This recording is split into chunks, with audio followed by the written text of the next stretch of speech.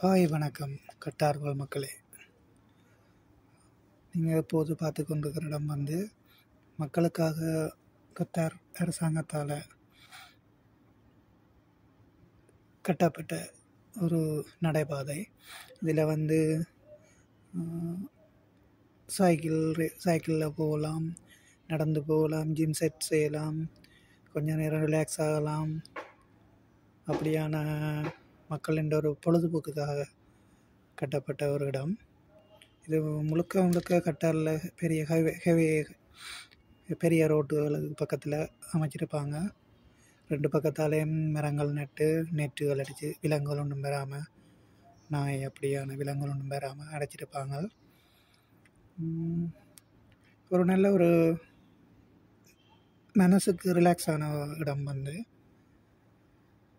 கூடுதலாக இப்போ நோன்பு காலம்தானே, கூடுதலாக அதுவெல்லாம் போய் பிரயோசனமாக இருக்கும் போய் நடந்து தெரிந்தால். நாம் யூடியூப் புதால் கதைகள் அதுகள் கொஞ்சம் வித்தியாசமாக இருக்கும்.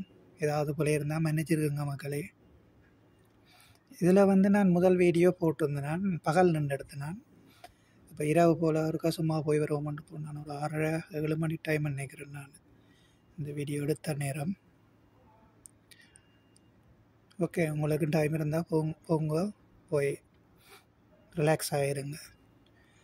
அப்புறம் கட்டாருக்கு புதுசாக வரவங்க சில பேர் கேட்டிருந்தவங்க. ஆனால் இங்கே இப்போ சம்பளங்கள் எடுத்தால் இந்த மாதிரி ஊருக்கு அனுப்புறது, ஊரில் உள்ள பேங்க் அனுப்புகிற மாதிரி புதாக்கள் கேட்டவங்க. அது இப்போ ஃபோனில் ஒரு ஆப் இருக்குது. ஆப்பில் நீங்கள் இறக்கி செய்யலாம். கிட்ட பேங்கில் இருக்கிறார்கள் பேங்கில் போய் போடலாம், எக்ஸ்சேஞ்ச் செய்யலாம். ஊருக்கு எவ்வளோ 20,000 50,000 1 லட்சமோ 2 லட்சமோ அனுப்புகிறேன்டா. ஒரு தர அனுப்பும்போது 18 ரியால் கமிஷன் இங்கே அரசாங்கத்துக்கு கொடுக்கணும். பேங்கில் எடுப்பாங்க. சிம்பிள் தான். நீங்கள் பேங்கில் போனால் உங்களோட கார்டை கொடுத்தே அப்படியே மாற்றலாம். அப்படி இல்லாட்டி ஃபோனில் ஆப்பில் காசை போட்டு நாங்களே ட்ரான்ஸ்ஃபர் பண்ணலாம். அது சின்ன பிரச்சனை. யாரும் பழையாக்கள் உங்கள்ட்ட இருக்கிறார்கள்ட்ட கேட்டால் சொல்லி தருவாங்க. என் டவுட் இருந்தால் நீங்கள் மெசேஜில் போடுங்க, உங்களோட நம்பரை போடுங்க. வாட்ஸ்அப்பில் நான் போட்டு விடுவேன். அப்புறம் ஸ்ரீலங்காலேருந்து இப்போ வாராக்கள் கொஞ்சம் முதல் சொன்ன மாதிரி தான் ஏஜென்ட்மாரோடவாக நம்பி வாங்க.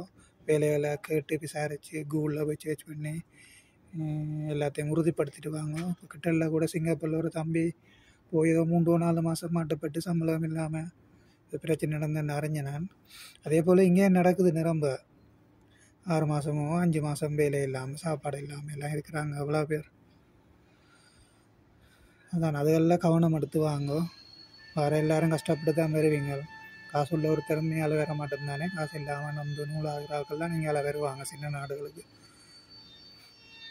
பெரிய நாட்டுக்கு போகிறதுக்கு காசுகள் இல்லாதாக்கெல்லாம் கூடுதலாக இங்கே வர்றது. இங்கே சரி 5 லட்சம் வந்தாலும் 1 வருஷமோ 2 வருஷத்தில் உழைச்சிட்டு போகலாம்னு தான் வாரது. ஆனால் நாங்கள் இப்போ போனாலும் அது வந்த காசு உழைக்கவே 6-7 மாதம் ஆகும். பிறகுங்க சரி, அது வேறு கதை. 1 வருஷம் இருக்க பலாயிரம், 2 வருஷம் இருக்க பலாயிரம். இந்த போடுவாங்க டிக்டாக்ல. எத்தனை வருஷம் இருந்தாலும் மாறி மாறி ஏதோ ஒரு பிரச்சனை வரும். ஸோ அதை பற்றி நாம் யோசிக்கிற அளவு யோசனையும் இல்லை. நடக்கட்டுமென்று இருக்கணும். இது வந்தாலும் பார்த்துக்கலாம். இன்னும் தலையாக போச்சு.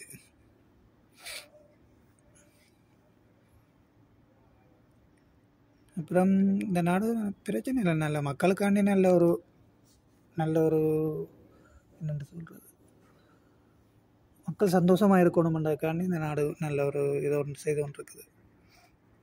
அங்கே மாதிரி இல்லை, ஸ்ரீலங்கால நீதியே இல்லை தானே, அதை விட எவ்வளோ பெட்டர். ஆனால் அங்கே சில பேர் நாங்கள் சின்ன நாட்டுக்கு போகணுன்னா நக்கல் அடிப்பினோம், ஏன் அங்கே போகிறீங்க. ஆனால் அங்கே அது ஸ்ரீலங்காவோட போகிற வேலை. ஸ்ரீலங்கா நல்ல நாடு தான், இல்லைன்ட்டு இல்லை. ஆட்சியாளர் சரியில்லைன்றது தான் என்னுடைய கருத்து. இன்னும் ஒரு 5 வருஷத்தில் நல்ல ஒரு ஆட்சி வரும்னு நினைக்கிறேன். இப்படி சிஸ்டங்கள் வந்ததுன்னா ஓகேயா இருக்கும். அங்கே எல்லாம் நாங்கள் மோட்டர் சைக்கிளில் இந்த போஸ்ட் லைட்டம் இருக்கிற போட்டு காட்டுறது என்னத்துக்கு, போலீஸ் யாருன்னுண்டா தான் போட்டு காட்டுவோம். இங்கே எல்லாம் ரூல்ஸ் ரூல்ஸ் தான். பாலம் என்ன என்ன ரோட்டில் 40 தான் ஓடணுமெண்டா 40 தான் ஓடணும். அதுக்கு மேலே ஓடினா கேமரா அடிக்கும். மாதத்தில் வரும் பில் இவ்வளோ காசு கட்டுங்கன்னு சொல்லி. அதே சிஸ்டம் கொண்டு மாற்றணும் சொல்லுங்கள். கூடுதலாக மாறும்னு நினைக்கிறேன். இப்போ வந்து டிஜிட்டல் சேலரி கார்டு அதுகள் இங்கே இருக்கிற மாதிரி அங்கேயும் செய்ய போகிறாங்கன்னு நினைக்கிறேன். நடக்குமென்னு நினைக்கிறேன். அது வழிமுனைஞ்சிருக்கிறாங்க போல இருக்குது. அப்படி நடந்தால் இன்னும் ஈஸி. எல்லாமே டிஜிட்டல் மயமாக்கப்படும். இங்கே மாதிரி ஆகணும். மாறினாத்தான் அந்த ஊழல்கள் அது ஒன்றும் இல்லாமல் போகும்.